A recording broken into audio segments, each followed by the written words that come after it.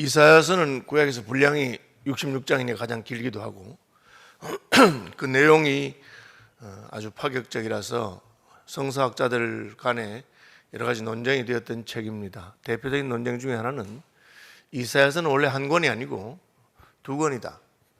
1장부터 39장까지가 한 권이고 40장부터 66장까지 한 권이다. 또 그 뒤에 가서는 두 권, 세 권, 네 권이다 이렇게 하는 분도 있고요.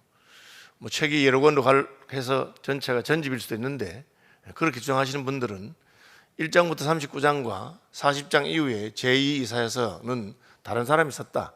한 사람이 쓴 게 아니다. 뭐 그렇게 주장하게 됐습니다. 물론 이런 주장은 그 후에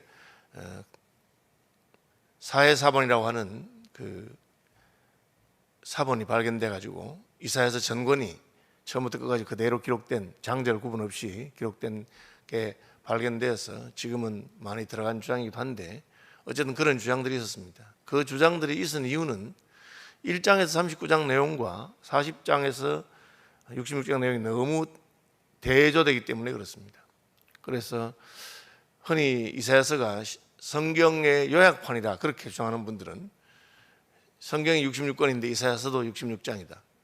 구약이 39권인데 이사야서도 1장부터 39장까지는 마치 구약처럼 하나님의 심판과 공의의 메시지가 강하고 40장부터는 하나님의 용서와 구원의 메시지가 강하기 때문에 그렇다. 그렇게 말하는 분들도 있어요. 실제로 우리가 읽어보시면 40장 딱 들어가면 너희는 내 백성을 위로하라 정다이 이렇게 쭉 나오고 앞에는 하나님의 진노와 심판 얘기 많습니다. 그런데 자세히 살펴보면 1장부터 39장에도 하나님의 심판만이 아니라 갑자기 하나님께서 그 분위기를 바꾸어서 구원에 관한 메시지를 증거하는 경우가 있습니다. 오늘 본문에 나오는 이 애굽과 아수르에 관한 예언인데 19장 1절에 애굽에 관한 경고고 애굽에 관한 심판을 15절까지 쭉 말합니다. 16절부터 가면 분위기가 약간 바뀌어서 애굽을 심판하시는데 하나님께서 심판하시는 이유가 애굽을 돌이켜서 구원하기 위함이라. 아수르를 심판하시는데 아수르도 구원하려고 하신다. 지금은 애굽, 아수르, 이스라엘이 서로 원수지만 그때는 한 민족처럼 한 하나님을 섬기게 될 일이 있을 것이다. 그런 내용이 담겨져 있습니다. 그러니까 40장 이후에만 파격적인 것이 아니고 이미 앞에서도 그런 이야기들이 많이 나옵니다. 그날의 애굽이 부녀와 같을 것이라. 이제 여자와 같다는 말은 약하다는 뜻입니다. 여성이 강하죠. 물론 여성이 뭐 아이를 기르거나 집안일을 하거나 혹은 또 그 감정적으로 섬세한 이런 일을 잘 합니다. 그런데 전쟁터에 나가면 여성이 아무래도 불리하죠. 물론 오늘날도 여군들도 있고 우리나라도 있고 이스라엘은 여군도 징병을 합니다. 그렇게 하는데 일반적으로는 그렇습니다. 힘쓰고 싸움하는 일에는 문제가 많죠. 그래서 이번 올림픽에도 남성으로 태어나거나 남성 염색체 의학적으로 보면 남성인데 자기가 안 한 여자라고 생각한다. 그래 그런 분들이 여자 선수권대에 출전해가지고 권투 같은 거 하는데 맞은 상대방이 한 방 맞으니까 그냥 뭐 이게 뭐 내가 싸울 맛이 안 나더라 하고 기권하고 이렇게 될 정도로 그게 지금 논란이 되고 있는 겁니다. 남자가 뭐냐 여자가 뭐냐 가지고 어쨌든 하나님께서 태어나게 할 때부터 남성과 여성의 근육이라든지 힘이라든지 좀 다르다는 거죠. 그러니까 기록을 따로 남자 따로 여자 따로 그렇게 하는 거죠. 애굽이 강한 나라인데 부녀와 같다. 이 말은 약해질 것이다. 애굽이 싸움 잘하고 그 애굽의 병거 바로의 병거와 전차부대 마병이 강한데 그렇게 약해질 것이다. 왜 그렇습니까? 그들이 만군의 여호와께서 흔드시는 손이 그들 위에 흔들림으로 말미암아 떨며 두려워할 것이라. 하나님의 손 때문에 하나님께서 애굽의 손을 펴셨을 때 모세가 애굽 나일강에 손을 펴니까 지팡이를 가르치니까 나일강이 피가 되고 손만 펴면 재앙이 일어나고 그런 과거의 경험이 있습니다. 그래서 자라보고 놀란 가슴이 소뚜껑 보고 놀란다고 하나님께서 손만 들었다 하면 끔찍끔찍 놀란다는 겁니다. 그렇게 약해졌다는 거죠. 옛날에 그 위세당당한 것은 없다. 유다의 땅은 애굽의 두려움이 되리니 유다는 작은 땅이잖아요. 그런데 애굽이 유다를 생각만 해도 유다 땅을 생각해도 그게 겁이 난다는 거죠. 애굽은 항상 아시아와 유럽으로 가는 그 통로에 있는 유다와 이스라엘 지역을 탐을 했습니다. 비옥한 소생들 지역에 아프리카 대륙에서 나와서 이스라엘을 거쳐서 왼편으로 가면 유럽이고 오른편으로 가면은 뭐 아시아 하는 식으로 그 전략적인 요충지니까 늘 탐내던 땅이었는데 이제는 쳐다보기만 해도 놀란다는 거죠. 왜? 이는 만군의 여호와께서 애굽에 대하여 정하신 계획으로 말미암아 그 소문을 듣는 자마다 떨리라. 하나님께서 애굽을 건드린다. 하나님께서 애굽과 싸우러 오신다는 소문만 들어도 놀란다. 전반적인 표현은 뭐냐면 약해졌다는 거죠. 강하던 나라가 약해졌다는 겁니다. 그런데 여러분, 하나님이 애굽을 심판하신다면 죽여버리지. 왜 약하게 만들었을까? 완전히 그냥 멸망시키고 그런 경우도 있습니다. 아말렉 같은 경우에 진멸해버려라. 그런데 애굽을 약하게 만들었다. 약해서 벌벌 떨게 만들었다. 그렇게 하는 겁니다. 그 이유가 무엇입니까? 18절에 나옵니다. 그날에 애굽 땅에서 가나안 방언을 말하며, 가나안 방이라는 말은 가나안 땅 이스라엘 있는 곳을 말하죠. 여러분, 말이라고 하는 것은 내가 어떤 말을 하느냐 하는 것이 그 정체성을 보여줍니다. 교포 2세 3세로 내려가면서 한국말을 못하는 사람들은 아무래도 한국적인 정서에 약합니다. 여전히 한국말 가르치면 그 사람은 한국 정서가 있습니다. 제가 외국어를 배워보니 그렇더라고요. 영어를 잘하려면 어느 순간부터는 그 영국 문화, 그 영어권의 어떤 그걸 알아야만 영어가 느는 거예요. 단어 하나 더 외운다고 되는 게 아닙니다. 그게 한국어도 마찬가지고요.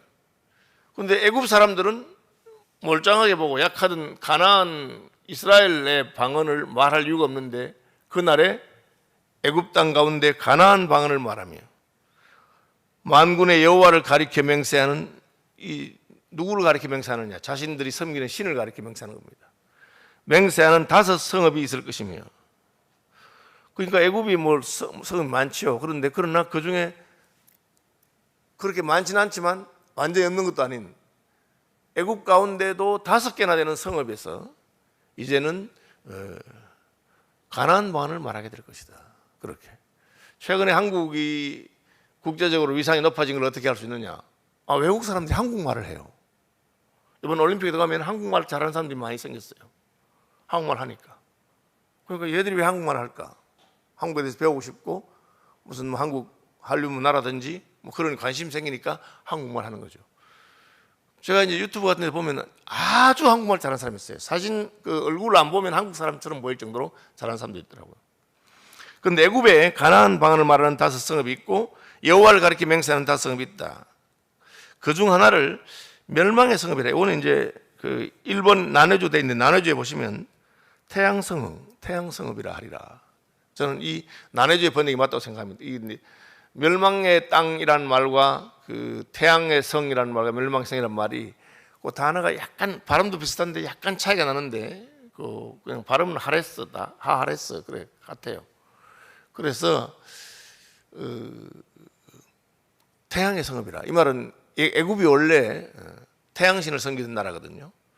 그러니까 그 중에 하나는 그야말로 태양신을 제대로 섬기던 태양신의 신당이나 무슨 제단이 있던 그런 성읍이었는데 그이가 가나안 땅 말을 하게 되고 그리고 여호와를 만군의 여호와 이름으로 맹세하는 그런 일이 있을 것이다. 그 말입니다.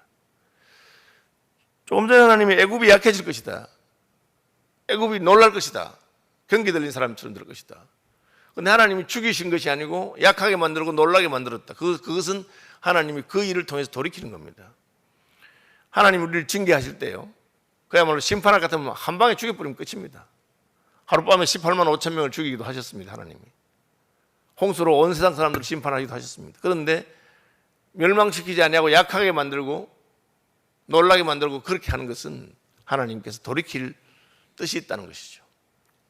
우리가 살아오면서 어려움을 당할 때 여러분, 그 한 방에 하나님이 완전히 집안이 폭삭하고 끝나버리는, 그렇게 하지 아니하시고 그 어려움을 통해서 우리의 마음이 약해지고 어려움을 통해서 놀라고, 그것은 하나님이 하나님께로 돌아와서 마치 애굽 땅에도 하나님을 섬기는 5 성읍이 생길 것이다. 그 말과 같습니다. 그날에 애굽 땅 중앙에는 여호와를 위한 제단이 있겠고 그 변경에는 여호와를 위하여 기둥이 있을 것이다. 고대 사람들이 신을 섬기는 방법이 제단을 쌓는 것이고 그리고 기둥을 세우는 겁니다. 구약 성경에 보면 그런 표현들이 종종 나옵니다. 아브라함이 제단을 쌓았다, 혹은 기둥을 세웠다, 그렇게 돌베개를 세워가지고 기름을 부었다, 뭐 그런, 그게 다 이곳이 성소라고 하는, 하나님을 만나는 곳이라고 하는 표시입니다. 그런데 애굽 땅에 중앙에도 있고 변방에도 있고, 이것이 애굽 땅에서 만군의 여호와를 위하여 징조와 증거가 되리니 이는 그들이 그 압박하는 자들로 말미암아 여호와께 부르짖겠고 여호와께서는 그들에게 한 구원자이신 보호자를 보내사 그들을 건지실 것입니다. 애굽이 약해져서 자기들이 섬기던 태양신을 섬기는 것이 아니고 하나님을 섬기고 하나님께 부르짖는 일이 있을 것이다. 이 구약인데 지금 애굽의 심판을 말하면서 그렇게 말합니다. 그래서 하나님이 단순히 멸망시키는 것을 기뻐하는 분이 아니라 징계를 통해서 돌아오기를 기뻐하는 것이고 애굽에서조차도 그런 일이 있을 것이다. 하나님께서 보호자, 구원자, 우리는 뭐 예수님을 이야기하는 이야기인데가 애굽에게도 구원자가 되고 보호자가 되실 것이다. 유대인들은 이게 참 거북스럽고 마음에 안 들었는데, 그러나 예수님은 너희가 모든 족속을 제자로 삼을 것이고 땅 끝까지 이르러 내 증인이 될 것이라고 그렇게 말씀하셨습니다. 여호와께서 자기를 애굽에 알게 하시리니 그날에 애굽이 여호와를 알고, 이 안다고 하는 것은 영생은 유일하신 참 하나님과 그가 보내신 자 예수 그리스도를 아는 것이다. 아는 것, 교제하는 것을 말합니다. 야다라고 하는 말인데 부부관계를 한다 할 때도 이 말을 씁니다. 그래서 안다는 거죠, 서로가.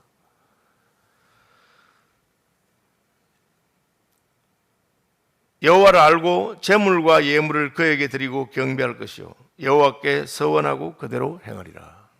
마치 애굽의 종교가 태양신과 여러 잡신을 섬기던 종교가 기독교로 바뀐 것처럼 그런 일이 일어날 것이다. 그렇게 말했습니다. 실제로 역사적으로 보면 애굽의 그 기독교가 흥황한 때도 있었습니다. 콥틱이라 그래서 애굽의 기독교입니다. 여호와께서 애굽을 치실지라도 치시고는 고치실 것이므로 그들이 여호와께로 돌아올 것이라 여호와께서 그들의 간구함을 들으시고 그들을 고쳐주시리라. 이게 지금 우리한테 하는 말이잖아요. 때리시고 오르만지시고. 하나님께서 자기 백성에게 하는 말을 애굽에게 하고 있습니다. 하나님이 애굽을 쳤지만 그들을 고치실 것이고 돌이킬 것이다. 구약인데 하나님의 사랑과 구원이 유다와 이스라엘에만 머물지 아니하고 애굽에게도 임할 것을 약속하신 것입니다. 그날에 애굽에서 아수르로 통하는 대로가 있어요.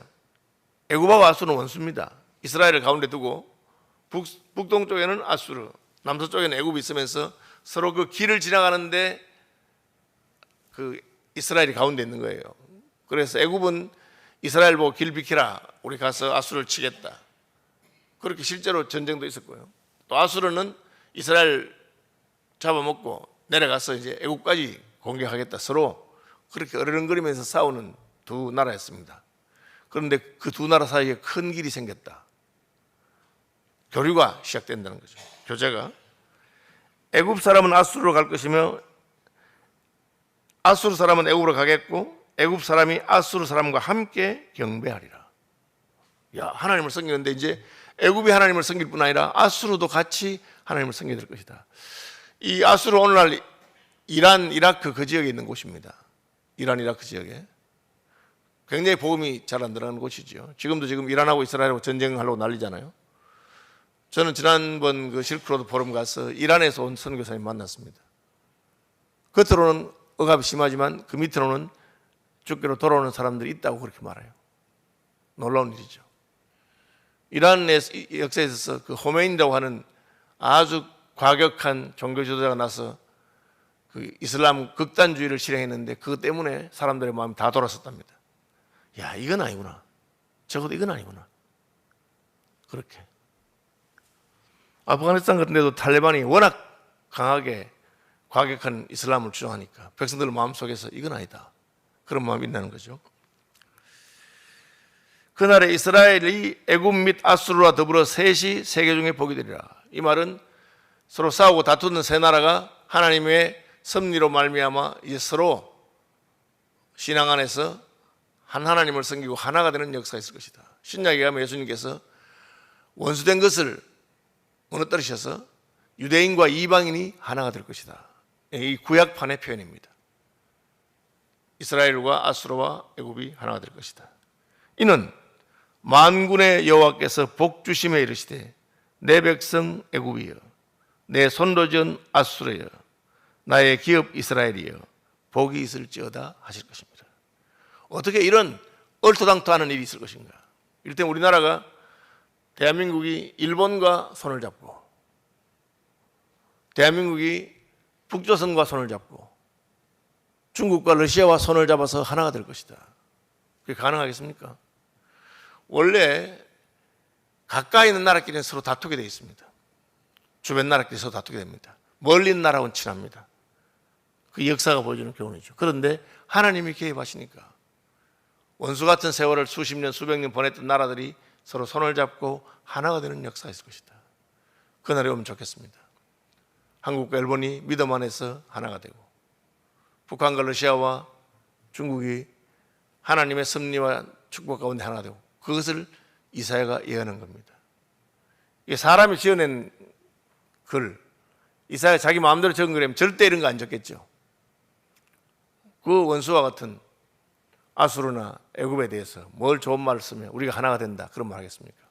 그러나 하나님께서 말씀하셨으니까 이사야는 그대로 이야기한 겁니다. 마무리합니다. 심판, 하나님의 심판전에 주시는 긍휼이 있습니다. 그것을 우리는 징계라고 합니다. 우리를 완전히 멸망시키지 아니하시고 고난을 주셔서 우리를 약하게 하시고 흔드십니다. 그 이유는 주께로 돌아오라. 돌아오면 하나님께서 회복시켜 주시고 너희를 구원할 것이다. 그것은 유대인에게만 전해지는 메시지가 아니고 아수르와 애굽에게도 하신 메시지다. 놀라운 이야기죠. 구약 성경에 이사야서에 그런 예언을 하셨습니다.